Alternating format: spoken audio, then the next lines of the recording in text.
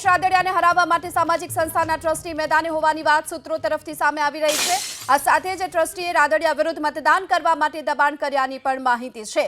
Trustee અને મતદાર વચ્ચેનું રેકોર્ડિંગ વાયરલ થતા ખુલાસો થયો છે। ડિરેક્ટર પદની ચૂંટણીમાં દાવપેચથી હાલ રાજનીતિ ગરમાઈ છે, તો બીજી તરફ એક બાદ એક જે આરોપો લગાવવામાં આવી રહ્યા છે સહકારી ક્ષેત્રમાં, જ્યારે સહકારી ક્ષેત્રમાં વાત કરવામાં આવી રહી છે ઇલુની, તો બીજી તરફ આજ ડિરેક્ટર પદની ચૂંટણીમાં દાવપેચની પણ વાત થઈ રહી છે અને તેને લઈ રાજકારણમાં વધુ એકવાર ગરમાવો આવી ચૂક્યો છે।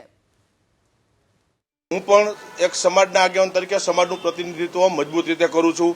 સમાજના પરિણામ આપ્યા છે અને માત્ર વાત કરું એટલું નહીં, સમાજ એનો સાક્ષી છે કે સમયે સમયે જ્યારે જરૂર પડી ત્યારે સમાજની પડખે ઉભા રહ્યા છીએ, સમાજનું પ્રતિનિધિત્વ કર્યું છે, સમાજના પરિણામ આપ્યા છે।